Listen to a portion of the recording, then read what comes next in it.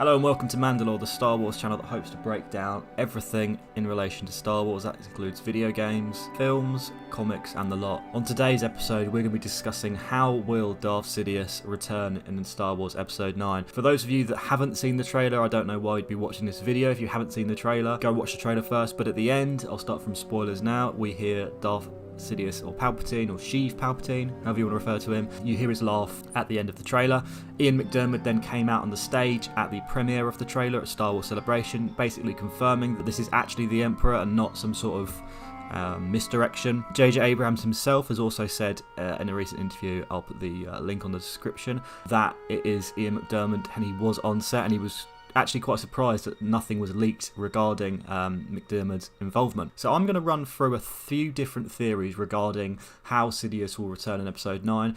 Obviously I'm going to be talking a little bit about this myself, giving my perspective on it and seeing how he will return and sort of give a little bit of a backstory of how I think he will return and what the implications for that will be within the whole franchise. So let's start with the first theory that has been floating around, and for me it's probably the most valid one. This is going to sound crazy because it's probably the most outlandish in terms of canonical Star Wars. However, I think this is the most appropriate way that he will be brought back.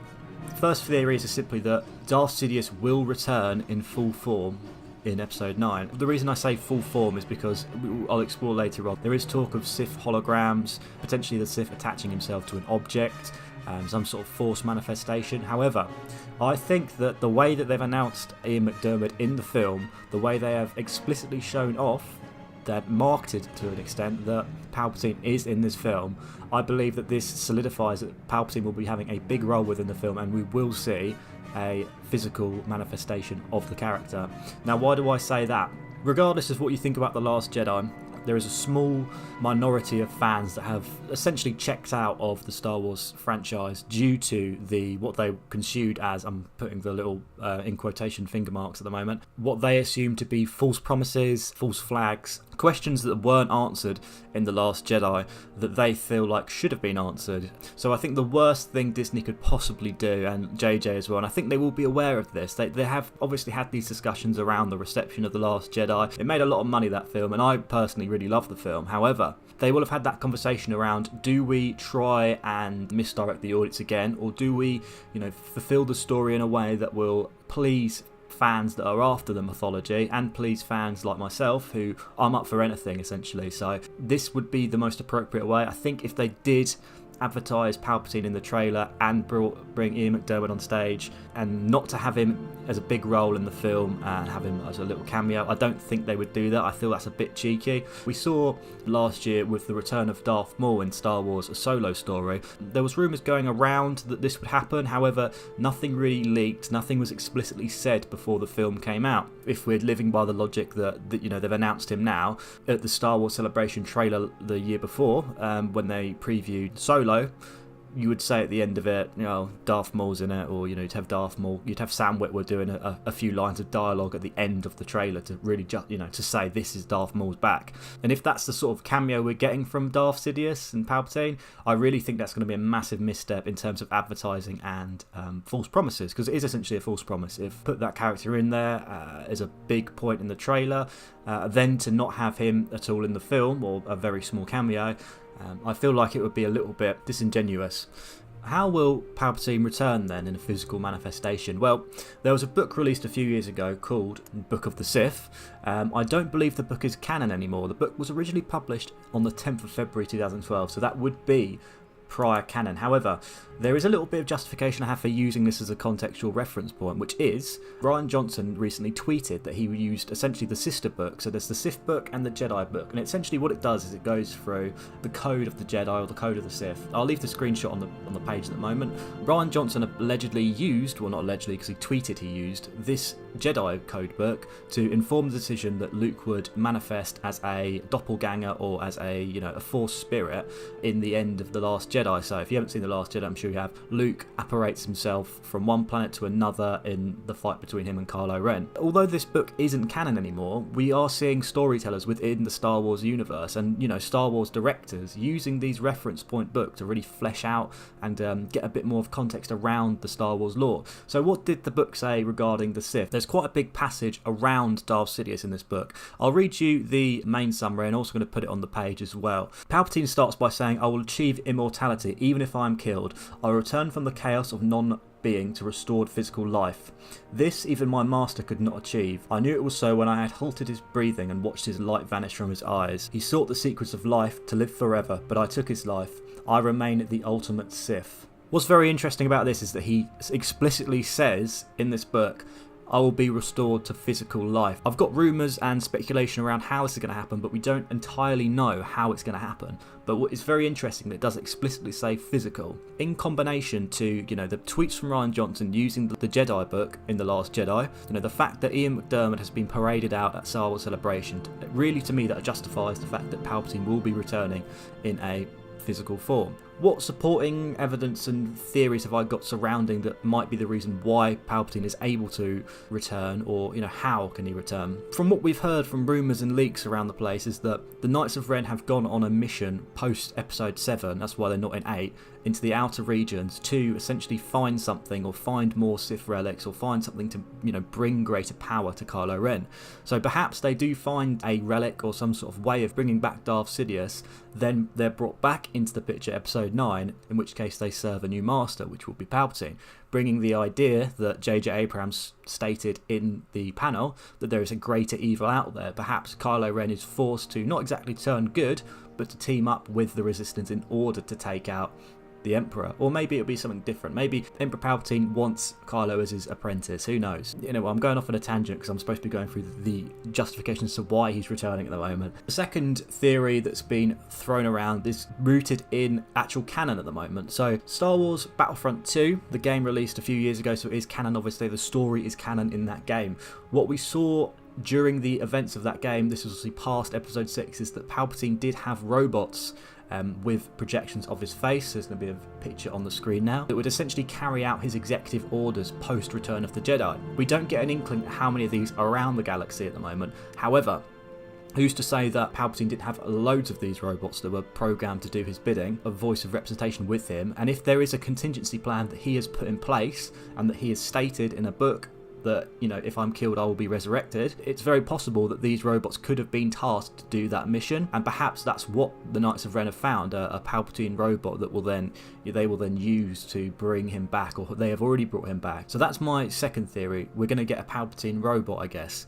Like I said before, just getting a holographic robot wouldn't feel like an appropriate way of dealing with it, considering they've put so much weight into him returning. And third, so the recent Star Wars Darth Vader comics have really explored the Sith theology and philosophy around what it means to be a Sith and what they can do past their death, what they can do with the Force. There's a quite interesting story arc going on. An ancient Sith called Momum has attached his Force life power onto a helmet that he had, and essentially what this does is it brings back the characteristics and their spirit lives on. An interesting theory that's been posted around quite a lot around this is that the characters from The Rise of Skywalker venture in the Death Star 2 wreckage, find Palpatine's life essence or something that he's attached himself to before he died, and that's the way he's able to come back, whether that be him taking over another individual, a body double, perhaps it's Kylo or Rey, someone that's been influenced by him and he is turning them into him to bring himself back.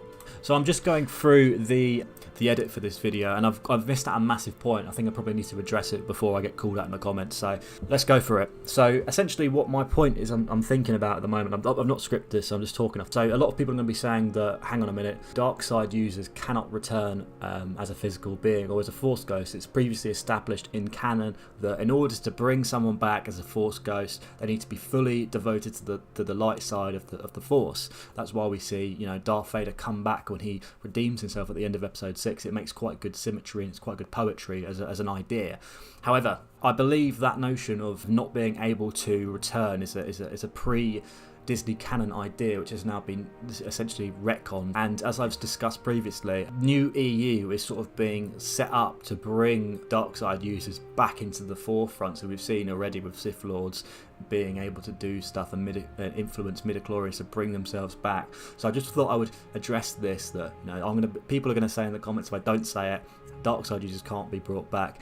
I'm just going to rebuttal it a little bit and say, think they probably can in the context of Disney Star Wars. We haven't seen what can happen. We don't know the full story of the Sith holocron and how you can transfer energy, and we don't know the context of how Darth Sidious is returning anyway. So, or it could be a case of this MacGuffin that is being used to bring Palpatine into the film. It won't be a manifestation of Palpatine returning. It will be used through filmic techniques such voiceovers, special effects to bring him back as a Force ghost or something like that. So the idea of a Sith hologram is something that's been gearing up a little bit recently in the Star Wars expanded universe, which is quite interesting. It's quite very interesting when you see these things that are played out within the comics or within the TV programs that are then coming to the forefront of the galaxy.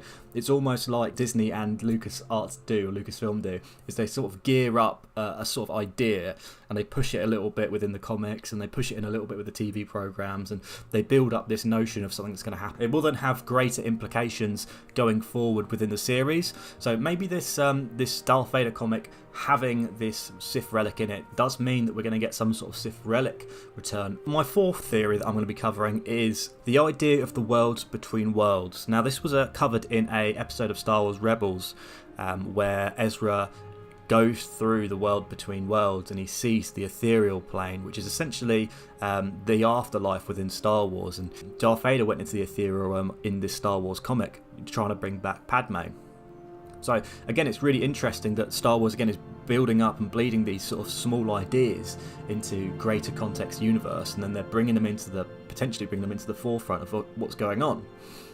So the idea of the ethereal plane, quite a convincing one for me really, and it sort of ties into how he would manifest back as a physical form, because we do see people enter and leave the ethereal plane as physical beings. When you're in the ethereal realm, you can sort of control the universe, you can influence and manipulate things to your doing. This could be really important within the context of Star Wars Episode 9, because we already know it's going to wrap up a lot of the Star Wars saga. It's going to try and put a cap on all 9 films. So perhaps, maybe, Darth Sidious has been in the ethereal realm, controlling the events post Episode 6, so everything to do with Kylo and Snoke could be to do with him.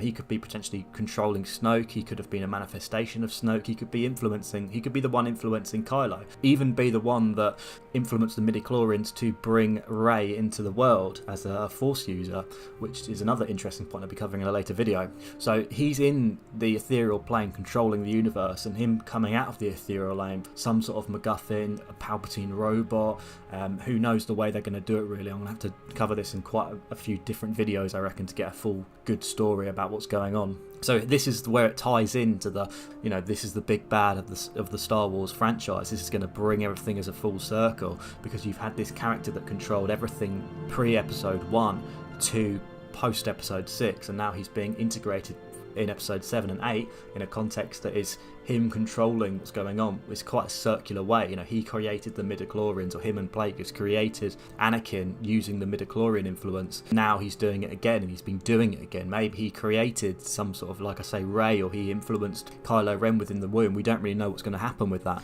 And another point I've been discussing as regards to the ethereal plane is that we see a blue light come out of Palpatine when he goes down the Death Star's chamber, or whatever that pit is that he gets thrown into by Darth Vader. Very similar lighting and very similar flame sort of smoke colouring is used in Star Wars Rebels when Ezra and Palpatine are discussing and talking and going into the ethereal plane. So maybe that is an indication that Darth Sidious did use some sort of Force magic to make himself immortal by taking him out of that situation and putting him into the ethereal plane. I always thought growing up and recently that Palpatine only explodes in a big heap of blue. It was because his lightning affected the reactor in some way that destroyed the Death Star. However, we could obviously see that be sort of a symbolic thing for him transcending life and going into this ethereal plane. And finally, I want to talk about quickly Matt Smith. So Matt Smith, Doctor Who, or the old Doctor Who, he has been reportedly for ages, this is years old, this news, but it's been reported that he will be playing a young Palpatine in the film. We don't know what sort of context this is in. We don't even know if it's true. We've just heard that he's in the film and he's playing Palpatine. He's denied it. Everyone's denied it. However, I think there might be some sort of validity to this. Perhaps we see a flashback of, Palpatine manipulating the midichlorians to bring Anakin into the world, which is then followed through with, him explaining he did the same thing to Rey, or he explains to Kylo that, I created the Skywalkers. There's a flashback then of Matt Smith as Palpatine bringing back. Or maybe there is, if we are getting another physical manifestation of Palpatine, what it could be Matt Smith playing a younger Palpatine.